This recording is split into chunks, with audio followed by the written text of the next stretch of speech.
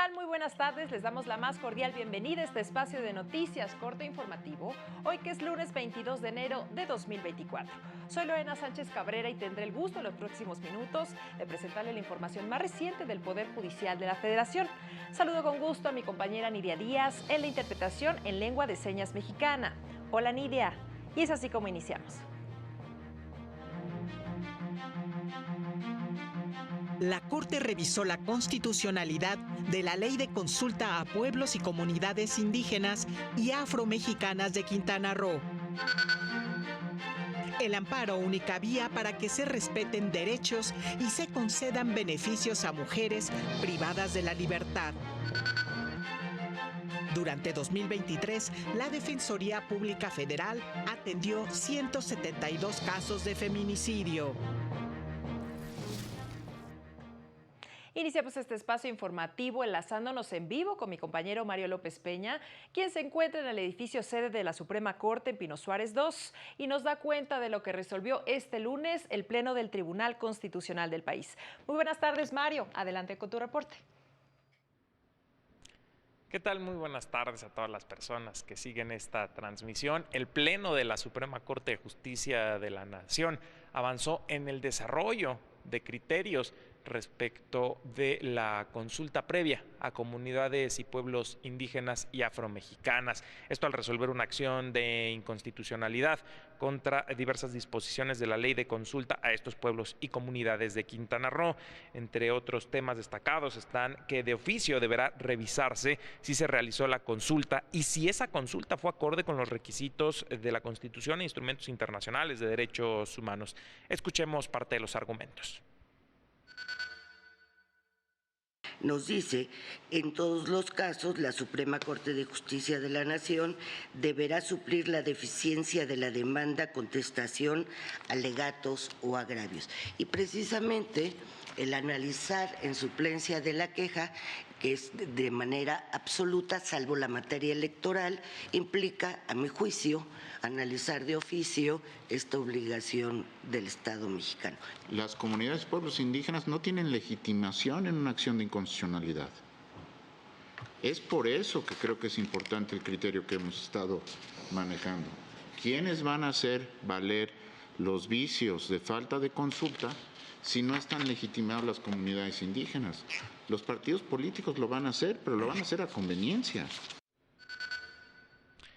De la ley impugnada, el Pleno declaró válidos 3 preceptos que establecen finalidades específicas de las consultas, mientras que invalidó el artículo 20, segundo párrafo, que limitaba a solo obtener opiniones de estas comunidades y pueblos. Ahora escuchemos al ministro ponente Javier Lainez. Lo primero que se propone es rechazar una interpretación en el sentido de que la autoridad debe elegir una finalidad a priori, una de estas 3, y que tal finalidad será inmutable. El Pleno invalidó las normas que establecían la vinculatoriedad de la consulta, pues desnaturalizaban sus fines y propósitos. También invalidó la disposición que establecía los supuestos de improcedencia de la consulta. Es pues lo que resolvió el Pleno en la sesión de este lunes. Muchas gracias, Mario, por tu reporte esta tarde. Pues ahí la información y los detalles en el noticiario nocturno. Seguimos con las noticias porque la Suprema Corte publicó la sentencia del Pleno en la acción de inconstitucionalidad 43/2022 y acumulada 47, en la que invalidó el artículo 134 bis, segundo párrafo, inciso B, del Código Civil de Baja California, que condicionaba el levantamiento de una nueva acta de nacimiento para el reconocimiento de identidad de género a que se tuviera al menos 18 años de edad cumplidos. La Corte determinó que dicha norma prohibía de manera absoluta a niñas, niños y adolescentes que pudieran acceder al procedimiento para modificar su acta de nacimiento, lo que resulta violatorio a su derecho a que les sea reconocida su identidad de género autopercibida mediante procedimientos adecuados y accesibles. Indicó que la norma vulneraba el derecho a la igualdad y no discriminación, el libre desarrollo de la personalidad y de identidad personal, sexual y de género, así como el interés superior de la infancia y la adolescencia. En un plazo de 12 meses, el Congreso de Baja California deberá establecer procedimientos sumarios para llevar a cabo dicho trámite. La Suprema Corte recordó una sentencia de la primera sala que establece que cuando se emitan títulos de concesión de agua para uso industrial que afecten el territorio y derecho al medio ambiente sano de pueblos y comunidades indígenas, es obligación de las autoridades llevar a cabo la consulta previa e informada.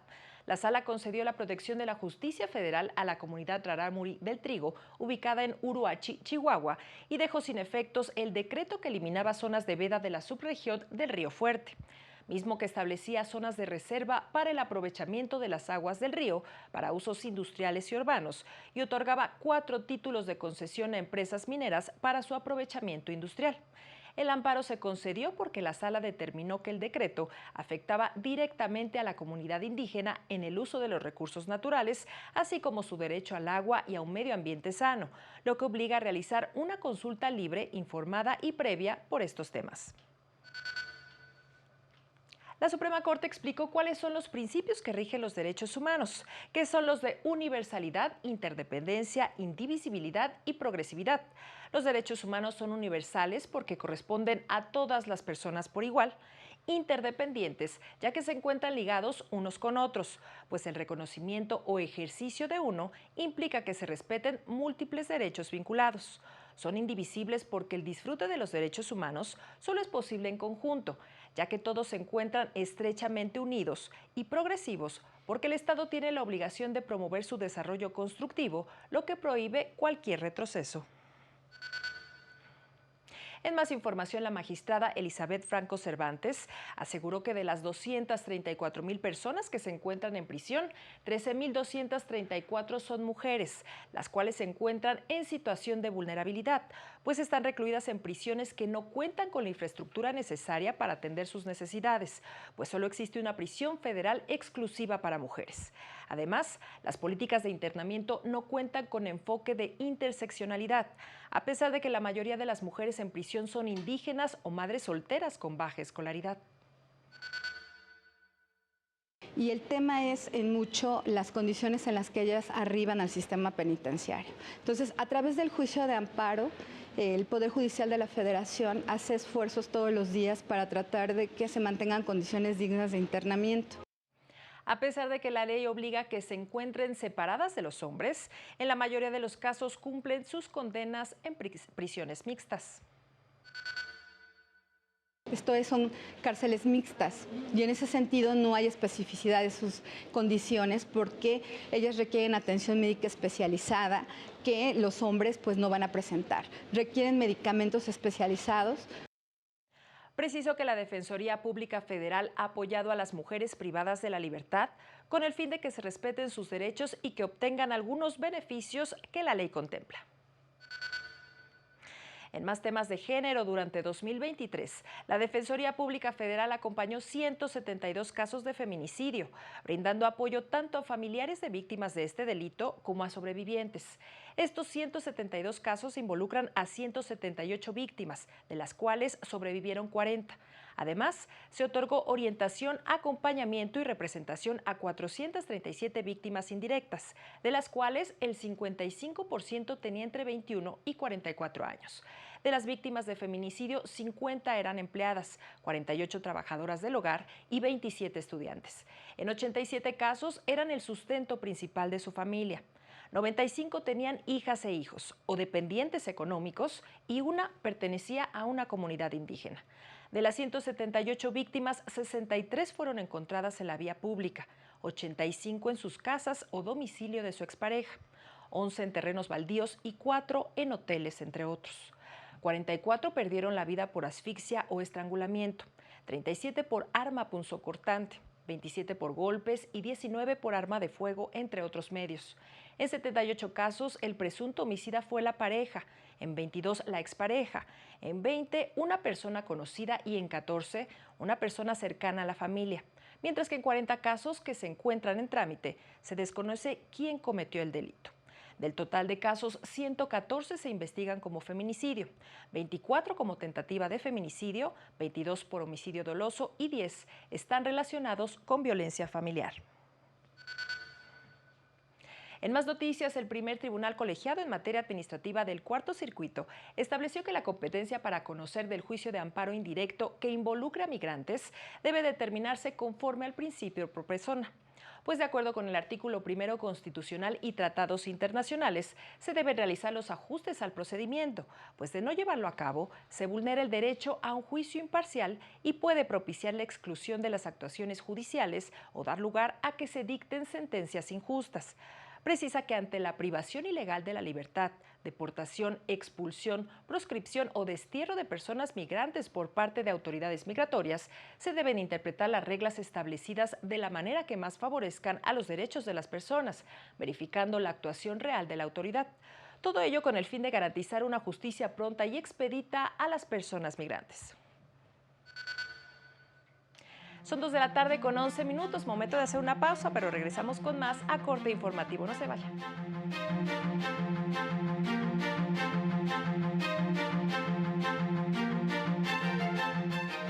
Al regresar, juez de distrito ordena a autoridades de Ecatepec garantizar el abasto de agua a habitantes de 150 colonias.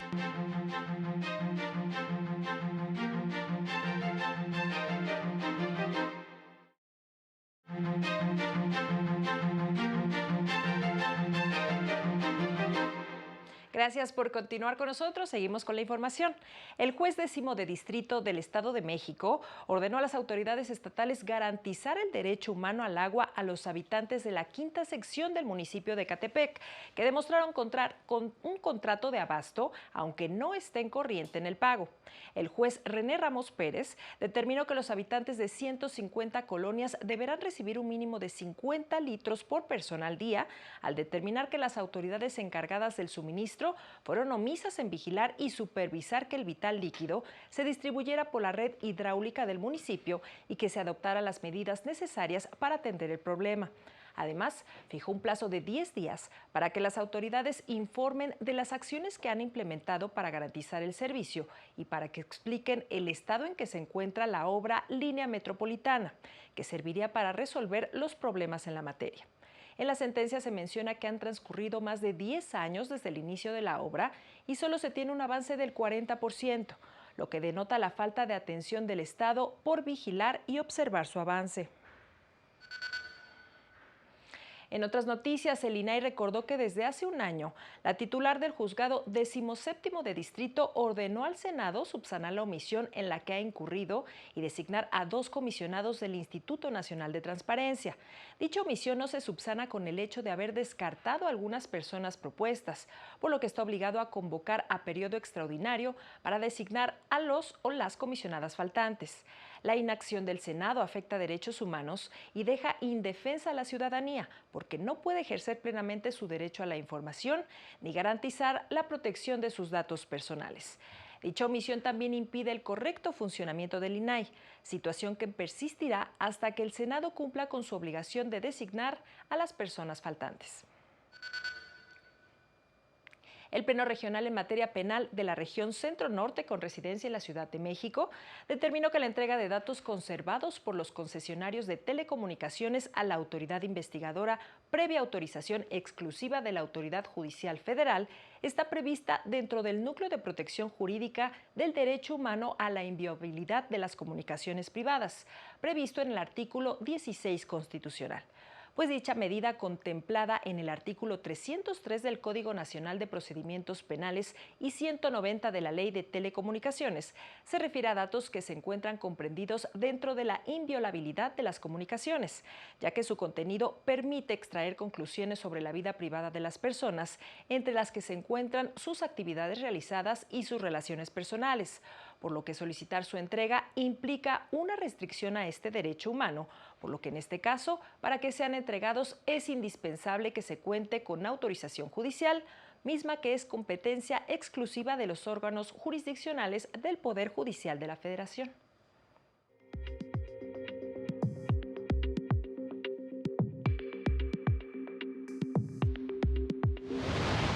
Se turnó a comisiones del Congreso del Estado de México la iniciativa del presidente del Poder Judicial local, Ricardo Sodi, que expide una nueva ley de arancel para el pago de honorarios de profesionistas en derecho y costas procesales.